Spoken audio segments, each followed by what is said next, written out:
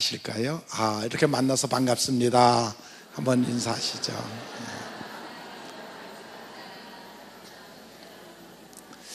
사람은 누구나 다 괴로움이 없는 인생을 살고 싶어 합니다. 그런데 참 묘한 것은 괴로움이라는, 고통이라는 것이 인생 삶 속에 그림자같이 따라다니는 것을 우리가 볼 수가 있습니다. 그래서 우리는 태어날 때서부터 울었고, 또 마지막 죽음 앞에서도 우리는 이별의 슬픔을 또 겪어야 합니다. 어떻게 보면 산다는 것 자체가, 살아 움직이는 것 자체가 고통과 함께, 그림자와 함께 움직이는 그러한 인생인 것 같습니다. 사랑하는 사람과 이별의 괴로움이 있고, 또 미워하는 사람을 만날 수밖에 없는 그러한 괴로움이 있고, 구하여도 얻지 못하는 괴로움이 있고, 또 그 얻지 못할 것을 갖고 싶어하는 욕망의 괴로움이 우리 인간들에게 있습니다. 인생은 물론 고통만 있는 것도 아니고, 그렇다고 해서 즐거움만 갖고 사는 사람도 없습니다. 마치 밤과 낮이 회전하듯 인생의 삶은 고통과 낙이 회전하는 그러한 인생을 사는 것 같습니다. 고진감래라는 말이 있습니다. 고통이 있으면 낙이 있고, 낙이 너무 지나치면 고통으로 바뀐다 하는 그러한 말이 있습니다. 인생은 언제나 고난의 언덕을 넘어가는 그러한 삶, 그러한 인생, 그런 것 같습니다. 고통에는 육신적으로 당하는 고통도 있고, 정신적으로 당하는 고통도 있고, 영적인 고통, 즉 양심의 고통도 있습니다. 죄로부터는 그 영혼을 좀먹는 그러한 고통도 우리가 느낄 수 있어야 됩니다. 어떻게 보면 사람은 그 고뇌라는 것이 어느 정도 마음에 이렇게 깔려 있는 것 같습니다. 마치 큰 배가 넘어가지 않기 위해서 물을 밑에다 채우듯, 그 고뇌라는 그것이 우리의 인생의 밑바닥에 깔려 있는 것 같습니다. 우리가 살아가는 이 현대는 육신의 고통, 즉 배고픔의 고통보다, 물론 육신의 병의 고통도 있지만 그것보다 우리는 더 큰 욕망의 고통을, 즉 정신적인 고통을 더 많이 가지고 사는 것 같습니다. 무엇인가 얻어지지 못함에 대해서, 채워지지 못함에 대해서, 그 욕심으로 오는 그 고통이 모든 사람들에게 더 큰 것 같은 그러한 것을 볼 수가 있습니다. 고통은 탐욕으로 인해서 우리에게 오고, 때로는 교만으로 우리에게 오고, 태만한 것으로 인해서 우리에게 오고, 여러 경로를 통해서 고통은 우리들의 마음속에 이렇게 들어오고 있습니다. 기독교를 왜 믿느냐?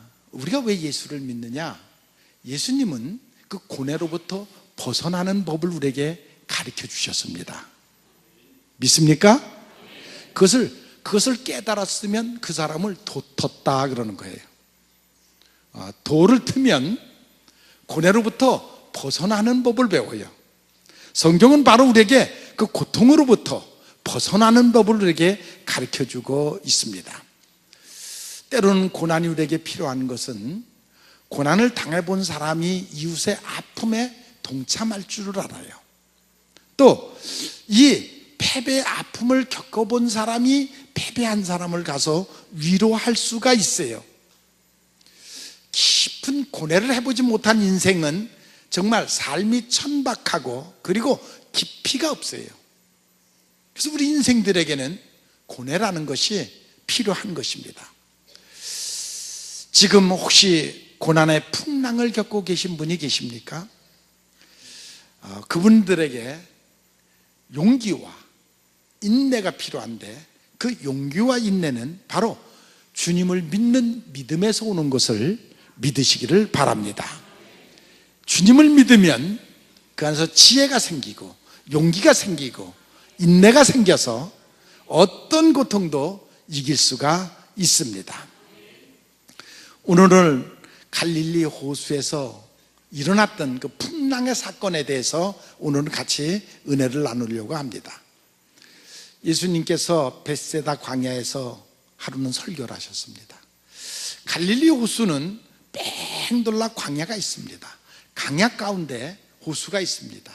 그러니까 예수님이 주로 활동했던 것이 갈릴리 호수를 중심으로 한 활동을 하셨습니다. 그래서 그날도 예수님께서 광야에서, 벳세다 광야에서 남자만 한 5천 명 정도 모이고 그 외에 여자와 어린아이를 합쳐 많은 무리가 모였는데 그 가운데서 예수님께서 설교를 하시고 진리의 말씀을 전하셨습니다. 그 예수의 말씀이 너무 달고 오묘해서 시간 가는 줄도 모르고 계속 정말 심취해서 많은 사람들이 듣고 있었습니다. 그때 한 제자가 예수님께 오셔서 예수님, 저녁 때가 됐습니다. 이들을 뭘 먹이고 가르쳐 말씀을 하시더라도 이들을 좀 먹여야 될 거 아닙니까? 그러니까 예수님께서 그 제자에게 네가 좀 먹였으면 어떻겠느냐. 근데 이 제자는 너무 황당한 것이에요. 아니, 이 사람을 먹일 만한 빵이 내게도 없거니와, 아니 혹 가서 사온다 할지라도 200데나리온이라는 큰 돈이 들어야 되는데 어떻게 그렇게 할 수 있습니까? 그러니까 네가 갖고 있는 것이 무엇이냐 예수님께서 물으셨어요. 그랬더니 어린아이가 갖고 있는 보리떡 5개와 물고기 2마리 내게 있나이다. 그러느냐? 모두 앉혀라. 그리고 예수님이 축복 기도를 하신 후에 기적이 일어났고, 그 기적은 5천 명을 다 먹이고도 12광주리가 나온 사건, 오늘 그 사건이 있었습니다. 그래서 우리는 오병이어의 기적이다 라고 말을 하는 그 사건이 있었습니다. 그 사건이 있고 난 다음에 여러 가지 많은 일들이 벌어지기 시작을 합니다. 우선 이 사건을 통해서 우리가 이해하지 못하는 몇 가지 문제점이 있습니다. 첫째는 오병이어의 기적이 끝난 후에 예수님께서 급하게 그 많은 무리들을 다 흩으십니다. 빨리 집으로 돌아가라. 그리고 예수님께서 사랑했던 12제자 보고는 빨리 너희는 저 갈릴리 호수를 건너 배를 타고 건너가라. 이들과 같이 있지 말아라 하면서 예수님께서 그들을 다 흩으시는 그러한 내용. 왜 그러셨을까? 그 이유는 첫째는 이들이 예수님이 행하신 기적을 보고, 오병이어의 기적을 보고, 야, 예수님을 이 나라의 왕으로 삼자. 예수님만 왕이 되시면 우리가 근심 걱정할 게 없지 않느냐. 배고프면 먹을 거 주시겠다. 모든 문제들도 다 기적으로 해결하지 않겠느냐. 그래서 그 모였던 모든 무리들이 예수님을 왕으로 삼고자 했습니다. 그러니까 예수님은 지금 이 땅에 오신 목적이 무엇입니까? 근데 그 많은 백성들이 예수님이 이 땅에 오신 목적을 모르고, 아니 우리의 육신을 먹여주시는 그분을 왕으로 모시는 것, 그것이 제일 좋은 일이 아니냐. 그 모든 사람들은 그렇게 생각을 했습니다. 그런데 여러분들은 이미 아시죠? 예수님이 왜 이 땅에 오시는지를 아시죠? 예수님들은 우리의 육신의 풍요를 위해서 오신 것이 아니라 여러분들의 영혼을 죄로부터 구원하셔서 지옥에서부터 천국으로 옮기게 하기 위해서 예수님이 이 땅에 오신 것입니다. 예수님이 오신 목적은 분명한데 그 많은 무리들이 예수님이 오신 목적을 모르고 있습니다. 아니 12제자도 그 사실을 모르고 있습니다. 그러니까 12제자들도 같이 편성이 돼서 그 많은 무리가 예수님을 왕으로 모시자 하니까 제자들도 함께 그렇게 하자 하는 마음을 가지니까 예수님께서 빨리 너희들 다 흩어져라. 흩으시고 12제자 너는 빨리 강을 건너가라. 그래서 그들을 흩어 놓는 그러한 모습을 볼 수가 있습니다. 두 번째 우리가 여기서 의문이 되는 한 사건은 무엇이냐면, 왜 예수님께서 그 제자들을 보고 너 저 갈릴리 호수로 건너가라 명령을 하셨고, 그 제자들은 그 예수님의 명령에 따라서 갈릴리 호수를 건너가는데 왜 그 배에 풍랑이 오느냐 하는 것입니다. 물론 예수님은 산 위로 홀로 기도하러 가셨습니다. 거기는 여러 가지 이유가 있지만, 첫째는 아무튼 예수님은 때가 되면 언제나 홀로 기도하셨어요. 산기도를 하셨는데 지금 예수님은 산기도를 하러 들어가셨고, 제자들은 급하게 배를 저어서 지금 갈릴리 호수를 건너가고 있습니다. 예수님께서 만약에 그 풍랑이 일어날 걸 알면서도 제자들을 글로 보내셨다 그러면 어떻게 사랑의 예수님이 우리를 그렇게 고난에 빠뜨리느냐 하는 생각이 들 것이고, 만약에 모르셨다 그러면, 몰라서 가라 그러셨다면 전지전능하신 하나님께서 왜 그걸 모를 수가 있겠느냐 하는 의문을 우리에게 주고 있습니다. 왜 하나님의 명령을 따라서 가는 그 제자들에게 풍랑이 임했느냐 하는 것입니다. 갈릴리 호수는 사실은 여기서 바다라고 그러고 호수라고 그러는데, 이렇게 태평양처럼 지중해처럼 큰 호수, 바다는 아닙니다. 길이가 20km, 그러니까 한 50리 정도 되고, 넓이가 12km, 한 40리 정도, 30리 정도 되는 그러한, 어떻게 보면 그러니까 사막에서 산 사람들이 보면은 그건 바다와 같고, 우리가 볼 때는 그냥 호수에 불과합니다. 그래서 때로는 호수라고 그러고 때로는 바다라고 그러는데, 아무튼 열심히 노를 젓고 건너가면, 그때 당시 배로 2시간 정도 걸리면 건너가는 그 정도의 호수입니다. 그런데 이 좁은 바다, 사실 어떻게 보면 좁은 호수인데 거기에 어쩌면 이렇게 큰 풍랑이 일어날 수가 있느냐 하는 것입니다. 인생이 보통 70 살고 80을 사는데 그건 참 짧은 인생이죠. 살아보니까 짧아요. 이게 참 짧은 인생인데, 이 짧은 인생 속에 우리는 얼마나 많은 풍랑을 겪고 있습니까? 가난의 풍랑, 질병의 풍랑, 이별의 풍랑, 고독의 풍랑, 실패의 풍랑, 얼마나 여러분들이 많은 그 풍랑을 겪고 있습니다. 그래서 인생은 짧고 예술은 길다라는 말이 있습니다. 야곱이 바로 왕 앞에 갔을 때 내 연세가 몇이냐 그랬더니 내 연세는 70에 불과하지만, 인생이 그저 많이 살면 80을 살고 보통 70을 사는데, 내가 살아온 인생길을 돌이켜보니까 슬픔과 고통의 날이었다. 자기가 살아온 인생 돌이켜보니까 슬픔과 고통의 날이었다. 짧은 바다, 그 작은 바다인데 그 안에 큰 풍랑이 일어났습니다. 예수님의 말씀을 따라서 가는 그들에게 왜 그 풍랑이 일어났느냐? 요나가 풍랑을 만났을 때는 그는 불순종했기 때문에 다시 가라는 거, 다른 데로 가다가 지금 그 풍랑을 만나지 않습니까? 요나는 불순종해서 그는 그 풍랑을 만난다 하지만, 지금 예수님이 가라는 길을 따라가는 이 제자들에게 어떻게 이런 풍랑이 올 수가 있겠느냐 하는 것입니다. 이것이 때로는 여러분들이 하나님 앞에 교회 와서 열심히 봉사하고 헌신하는데도 시험이 옵니다. 아니, 그것도 딴 사람도 아니고 교인들로부터 시험을 당합니다. 교회에서 주님의 일 열심히 하고 있는데, 근데 성도들로 인해서 때로는 시험이 올 때가 있습니다. 성경에 보면 갈릴리 호수 풍랑을 만난 사건이 2번 있습니다. 한 번은 예수님이 제자들을 데리고 같이 갈릴리 호수를 건너가는데, 예수님이 배 밑에서 피곤해서 주무시고 계시는데 풍랑을 만났어요. 그러니까 예수님의 제자들 중에 베드로, 야고보, 요한, 안드레 이런 그 무리들은 보통 4-5명은 다 갈릴리 호수 출신이에요. 거기서 태어났고 거기서 자랐고 거기서 어업을 하던 그 출신들이에요. 그러니까 그들은 풍랑이 오는 걸 늘 겪어봤기 때문에 자기의 힘으로 그 풍랑을 극복할 줄 알고 애를 쓰다가 도저히 안 돼요. 인간의 능력의 한계를 당해요. 그때서야 비로소 배 밑에서 주무시는 예수님을 가서 흔들면서, 주여, 내가 죽게 됐나이다. 우리가 죽게 됐나이다. 우리를 좀 돌아보소서. 그때 예수님께서 일어나셔서 풍랑을 잔잔케 해요. 오늘 이 사건도 보니까 이번 2번째 사건인데, 이 사건 여기는 예수님은 그 안에 안 계셨, 배 안에 안 계셨댔어요. 예수님은 지금 산에 기도하러 가고 제자들만 가다가 이 풍랑을 만났어요. 그때 폭풍 속에서 이들이 죽을 고생을 하고 고생을 할 때에 예수님이 오시니까 이들 똑같이 값진 고백을 해요. 주여, 우리가 죽게 됐나이다, 우리를 돌아보소서 하고 구하는 그러한 모습을 볼 수가 있습니다.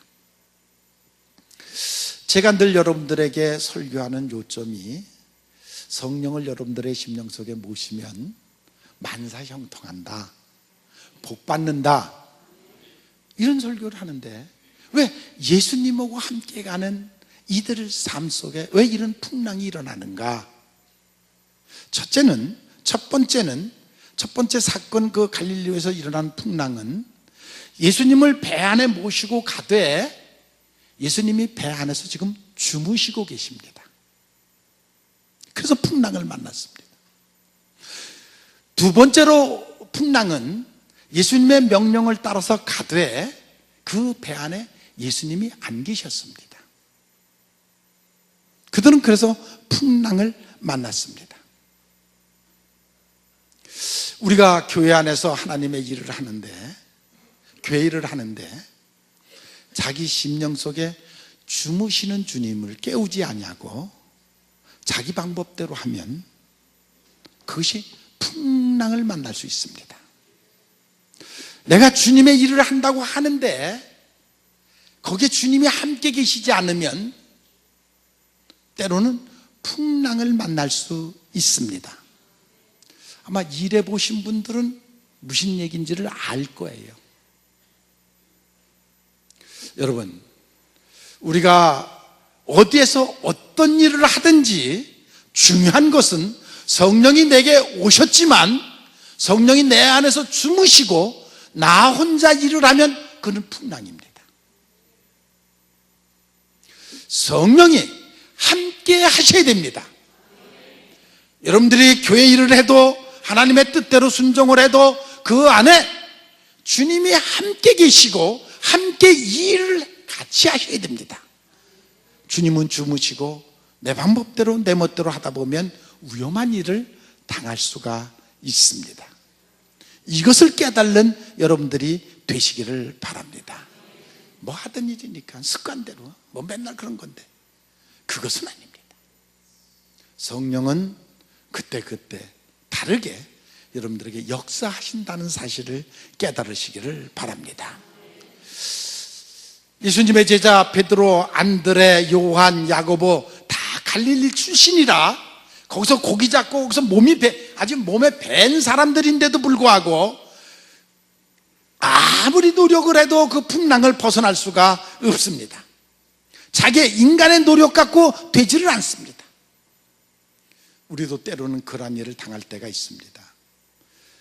인간의 노력으로 아무리 애를 써도 도저히 해결해내지 못해. 오죽하면 자살을 다 합니까? 그 사람이 노력 안 하다가 자살합니까? 노력을 하고 하다가 인간의 한계에 부딪힙니다. 그러니까 하나밖에 없는 목숨을 버리는 거 아닙니까? 오죽하면 그렇게 하겠습니까? 지금 제자들이 온갖 노력을 다해도 거기서 헤어나오지 못하니까 그때 마지막 부르는 것이 주여 나를 불쌍히 여기소서, 우리를 불쌍히 여기소서. 여러분, 이런 고백을 해본 적이 있습니까? 여러분들이 정말 인생의 막바지 바닥에 떨어져서 도저히 헤어나올 수 없는 그 순간, 주여 내가 죽게 됐나이다, 나를 불쌍히 여기소서 하는 이 고백을 여러분들은 해보셨습니까? 그 바닥까지 여러분들이 가보셨습니까? 그때 여러분들은 이제 하나님의 손길을 느낄 것입니다. 하나님이 역사하심을 여러분들이 느낄 수 있을 것입니다. 사실 남북 문제가 몇십 년 전부터 몇십 년 동안 해결하려고 애를 썼지만 갈수록 꼬이고 갈수록 풍랑은 거칠어지고 이제는 정말 막바지까지 왔습니다. 핵폭탄이 터지면 자멸하는, 같이 죽는 막바지까지 왔습니다. 그런데 백성들은 너무 믿음이 좋아서 끄떡도 하지 않고 있습니다. 지난 금요일 날 프레스센터에서 내년도 올해 3.1절이 99주년이 돼서 대한민국 3.1회가 이번에 모여서 그것을 3.1회 행사를 준비하기 위해서 제가 거기 참여를 해가지고 같이 얘기를 하는데, 미국에서 각 나라에서 왔는데 미국에서 오신 분이 목사님이 그런 얘기를 해요. 미국에서 한국을 볼 때는 큰일 났다. 왜 그러냐면 이미 중동 전쟁이 끝났고, 그래서 이제 중동에는 다 미국에서 손쓸 것이 없고, 대한민국이 이제 영순위래. 전쟁 영순위. 일본 순위가 이제 대한민국인데, 이번 동계올림픽이 끝나면 그때서부터 이제 최고 극한 것으로 볼 때 6월, 소통 9월을 보는데, 9월 달이 미국의 중간선거가 있고, 그래서 그 전에 이 문제를 해결해야 되는데, 그래서 6월 달부터 9월을 전쟁의 시기로 보고 있고, 다 전 세계가 한국에 대해서 긴장하고 있는데, 제2의 6.25가 터질 것이라고 보고 있는데, 한국 사람들은 와보니까 별 관심도 없고 너무 믿음이 좋아서 끄떡도 안 하고 있다. 오히려 해외 사람들이 다 한국을 지금 주시하고 저거 전쟁이 터지면 하고 근심 걱정을 하고 있는데, 한국 사람들은 생각도 안 하고 있다. 그런 얘기를, 그 이유를 제가 지금 간단하게 여러분들에게 요약해서 얘기를 하지만, 여러 그 정황을, 세계 돌아가는 정황이라서부터 앞으로 올 사건에 대해서 쭉 얘기를 하면서 우리가 그 문제를 놓고 오랜 시간을, 한 2시간을 토의를 했습니다.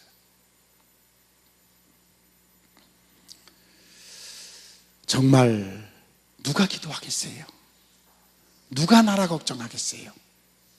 여러분, 우리가 해야 됩니다. 우리가 기도해야 됩니다. 깨달으시기를 바랍니다. 왜 예수님이 제자들이 가는 배에 풍랑이를 만났을까? 물론 여러 가지로 생각할 수 있습니다.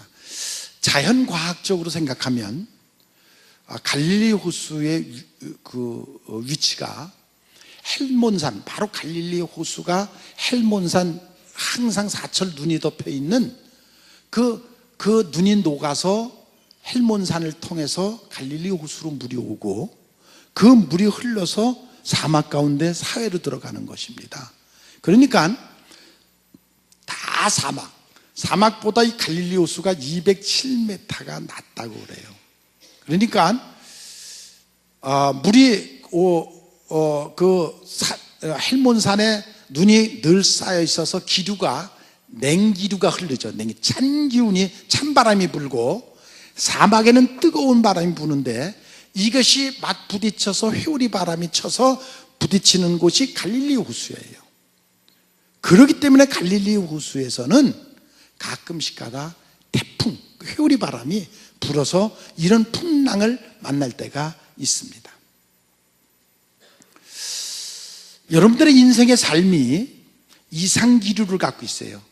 꿈은, 이상은 높아요.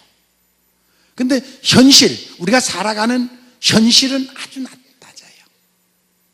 이 이상기류와 현실이 부딪혀서 우리들 심령 속에 태풍이 일어날 때가 있어요. 인생이 뭐지? 이렇게 살아서 뭘 하지? 하는 그 태풍의 기류가 여러분들 심령 속에서 일어날 때가 있어요. 그래서 인생의 풍랑을 만날 때가 있어요. 물론 이것은 자연과학적인 면에서 그렇게 볼 수가 있고, 종교적인 면에서 보면은 우리가 먼저 기억해야 될 게, 저는 늘 생각하기를, 모든 것이 협력하여 선을 이루시는 하나님, 저는 그 믿음에서부터 출발을 합니다. 어떤 사건이 어떻게 오든지 간에 우선 제 속에 부딪혀 오는 말씀은 모든 것이 협력해요 선을 이룬다. 저는 그걸 믿습니다. 지금까지도 믿고 앞으로도 그렇게 믿을 것입니다. 저는 그 믿음을 갖고 삽니다. 시편 119편 11절에 보면 71절에 보면 고난 당하는 것이 내게 유익이라. 이로 인하여 내가 주의 율례를 배웠나이다. 고난 당하는 것이 내게 유익했습니다. 그것을 통해서 내가 주님의 율법이 무엇인지를 알았습니다. 사실 풍랑당해서 죽을 고비를 경한 그들이 그 풍랑 가운데 걸어오시는 주님을 보게 됩니다. 그들이 그 속에서 주님을 만납니다. 지금까지는 물론 그들이 예수님을 따랐지만 그 예수님을 따랐을 때 그들은 그저 예수님은 좋은 선생, 좋은 말을 많이 하시는 분, 우리가 모르는 진리를 깨닫고 계신 분, 그들이 그렇게 알고 예수님을 따랐지만 이 풍랑 속에서 만난 예수님, 그 풍랑 속에서 만난 예수님을 통해서 그들은 자연을 지배하시는, 천지를 창조하신 바로 하나님의 아들이라는 것을 그들이 보게 됩니다. 그들이 아직까지는 그걸 보지 못했어요.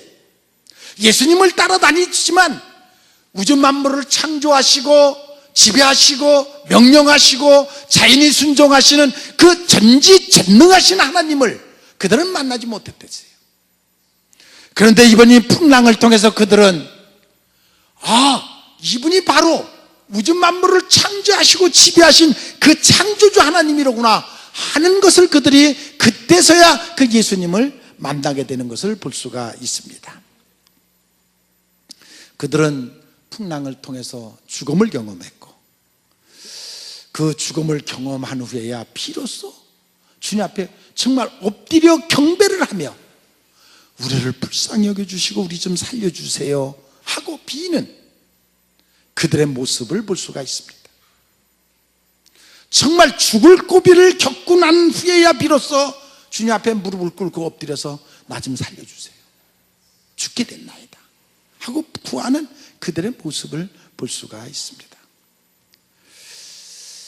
이들은 비록 풍랑을 겪었지만 그것을 통해서 너무 귀한 것을 그들이 깨달았습니다. 그래서 제가 말하는 모든 것이 협력하여 선을 이룬다. 여러분 믿습니까? 혹시 풍랑 만난 분 계십니까? 인생의 풍랑을 만나서 지금 기로에 빠져 있는 분 계십니까? 낙심하지 마십시오. 하나님 앞에 기도하십시오. 오히려 전화 위복될 줄로 믿습니다. 고난 당할 때에는 하나님이 안 보이다가 이 풍랑 가운데서 그들은 하나님을 만났습니다. 우리는 가끔 하나님 왜 우리를 이렇게 고생스럽게 하시느냐, 아니 그냥 복 주시면 될 텐데, 그럼 내가 어린이 잘 알아서 하나님을 잘 믿을 텐데. 근데 하나님이 여러분들을 너무 잘 아세요. 내 눈에 봐도 그럴 사람이 없거든요.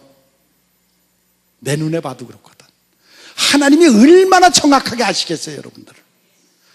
로또 복금 하나 맞으면 내가 그냥 그거 갖고 얼마 탁 뛰어서 교회지라고 그러고, 내가 선한 일 많이 하고. 아니요, 받고 나면 달라지거든요. 그 사람만 망가지는 게 아니라 영혼까지 뺏기거든요. 그걸 하나님이 아시는데 그걸 주겠어요?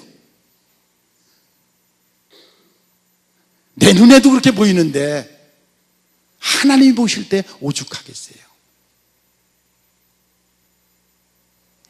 내가 먼저 돼야죠. 내가 그것을 담을 수 있는 그릇이 돼야죠. 복을 담을 수 있는 그릇이 돼야죠. 능력을 누릴 수 있는 그릇이 돼야 하나님이 어련히 채워주시겠어요. 그것이 돼야 하나님이 채워주십니다. 욥이 고난당할 때 세 친구가 찾아와서 철학적으로, 신학적으로, 윤리적으로, 설교적으로 욥을 설득하려고 했지만 욥이 너희들이 하는 말이 다 기전에 들어오지도 않는다. 지금 고난당하고 있는데 너희들이 하는 말이 내게 들어오죠. 그러나 그는 그 교난을 다 겪고 난 다음에 비로소 내가 하나님을 귀로만 들은 것이 아니라 내 눈으로 보았다, 그 간증을 하는 것을 볼 수가 있습니다. 내가 주님을 내 눈으로 비었다. 욥기 42장 5절에 보세요. 내가 그걸 보았다. 결국 내가 하나님을 배웠다. 여기 바다 위에 걸어오시는 예수님, 그들이 겁에 질려서 있었지만 그 겁에 질린 그들을 예수님이 찾아 들어와서 풍랑을 잔잔케 하시고 그들을 이제 모든 문제를 해결해 주시는 그러한 모습을 볼 수가 있습니다. 왜 그들을 풍랑 속에 몰아넣었느냐? 반드시 이유가 있었습니다. 33절에 보면 그저 모두 엎드려 절하며 진실로 하나님의 아들이 있소이다 고백합니다. 아니, 예수님의 제자들이 풍랑을 겪고 난 다음에 죽었다 살아고 난 다음에 예수님을 만나자마자 왜 우리를 이런 데 몰아냈습니까? 원망하지 않고 그때서야 비로소 예수님 앞에 엎드려서 절하면서 하는 말이 당신은 정말로 하나님의 아들입니다. 그 고백을 하는 것을 볼 수가 있습니다. 마치 엄마를 잊어먹고 울고불고 하던 애들이 죽겠다고 엄마를 찾고 울고불고 하던 애들이 엄마가 탁 나타나자 그 품에 팍 안겨가고 완전히 그 표정이 바뀌는 것처럼, 울음을 딱 그치고 그 마음에 평화가 오는 것처럼, 그 제자들이 그 예수님을 만나자 비로소 마음의 안정과 평화를 누리는 그러한 모습을 우리가 이 성경에서 볼 수가 있습니다. 제자들이 창조주 능력의 하나님을 만났습니다. 배 안에 모신 것으로 그들은 만족했습니다. 자기들과 함께 하시는 예수님을 그들은 체험하게 됐습니다. 저는 늘 말합니다. 예수님은 이제 이 땅에 인간의 모습으로 오셨다가 우리를 위해서 제물이 되시고 부활 승천해서 하나님 옆에 계시면서 마지막 심판하시는 지옥과 천국으로 보내는 그 영혼들을 심판하는 하나님 우편에 계셔서 예수 믿는 사람들을 천국으로 인도하는 일을 하고 계십니다. 지금도 계속 죽어서 가잖아요. 계속 죽어서 가면 하나님 우편에서 저 영혼 처음 믿는 사람입니다. 내가 저를 위해서 십자가를 졌습니다. 그래서 그 영혼들을 죄를 용서받고 천국 가게 하는 그 중보자 역할을 지금, 변호사 역할을 예수님이 지금 하늘나라에서 하고 계십니다. 지금 우리 곁에 와 계시는 분은 성령님이십니다. 제가 지난 금요일 날 또 아침 새벽 예배 마치고 바로 방송국에 와서 설교를 하면서 그런 얘기를 했어요. 지금은 성령이 우리 곁에 계십니다. 예수님이 아니라 성령이 내 속에 와 계시다. 그 성령이 여러분들의 심령 속에서 역사하시는 성령이 되기를 바랍니다. 일하시는 성령이 되기를 바랍니다. 여러분들이 같이 그 성령의 이끌림에 순종할 때에 같이 일하는 거예요. 성령이 시키는 대로 따라서 해야 여러분들이 성령의 사람이 되는 것이고, 그리고 성령이 그것을 통해서 여러분들을 쓰시는 것이에요. 그 성령께 순종하는 여러분들이 되시기를 바랍니다. 짧은 인생이지만 끊임없는 풍랑이 쉴 새 없이 우리에게 다가오고 있습니다. 그러나 그 풍랑 가운데서도 여러분 모두가 예수님을 만나시기를 바랍니다. 우리가 많은 일들이 있지만 고난 속에서 가장 중요한 것은 예수님을 만나야 전화위복이 됩니다. 반드시 예수님을 만나는 여러분들이 되시기를 바랍니다. 하나의 곡식이 자라기 위해서도 뜨거운 태양이 필요하고 비바람이 필요하고, 그리고 그 뿌리는 땅속에서 썩은 냄새나는 그 모든 거름들을 다 먹어서 그것이 조화를 이룰 때에 맛있는 과일이 하나가 맺어지는 것입니다. 여러분의 인생이 바로 올바로 되기 위해서는 이런 모든 고난과 역경, 이 모든 것들이 연합하여 하나님이 지금 여러분들을 정말 맛있는 과일을 익어가듯이 여러분들의 인격을 만들어가고 계시다는 사실을 여러분들이 깨달으시기를 바랍니다. 태어난 지 6주 만에 장님이 된 여러분들이 너무나도 다른 햄이 크로스비가 찬송가 가사성에 이런 가사를 지었죠. 주 안에 있어 즐거워라. 마음의 풍랑이 잠잠하다. 세상도 없고 나도 없고 사랑의 주만 보이도다. 이것이 나의 간증이요 이것이 나의 찬송이니 나 사는 동안 끊임없이 예수의 이름을 찬송하리. 이 고백이 여러분들의 고백이 되기를 원합니다. 우리는 작은 풍랑에서 겁먹고 있습니다. 이제는 망했구나. 낙심하는 사람들이 너무나도 많이 있습니다. 너무 연약합니다. 정신세계가 너무 연약합니다. 그래서 너무 일찌감치 포기하고 너무 일찌감치 낙심하고 그렇습니다. 여러분, 자신의 능력, 기술, 재능만 의지하면 한계를 느낍니다. 그러나 그 한계를 느낄 때에 주님을 부르십시오. 주님을 찾으십시오.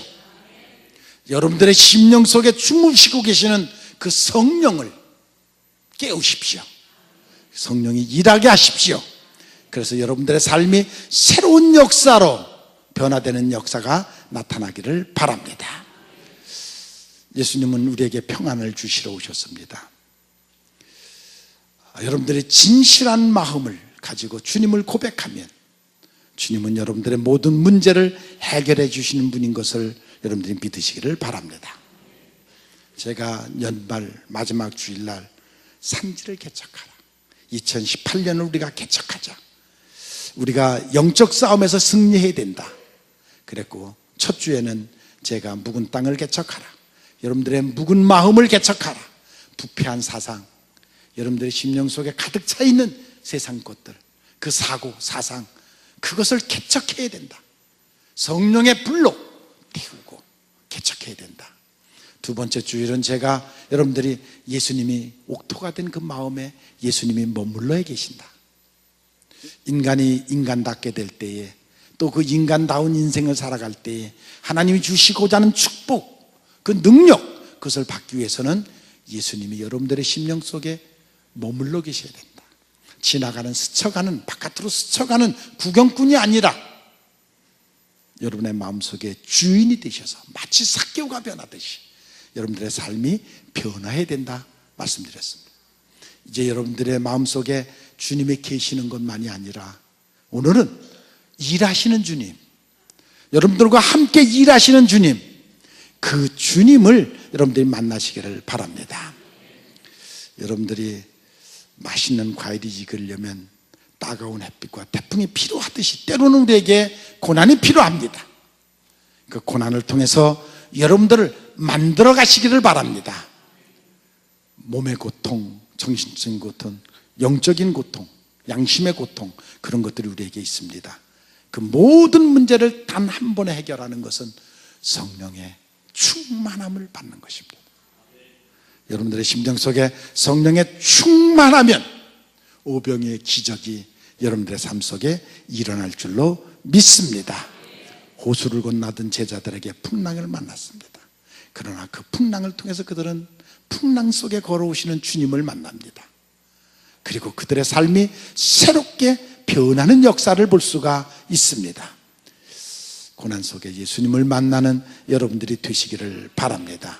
그래서 살아계시는 주님, 내 삶 속에 역사하시는 주님, 동행하시는 성령, 함께 하시는 여러분들이 되시기를 주님의 이름으로 축원을 합니다.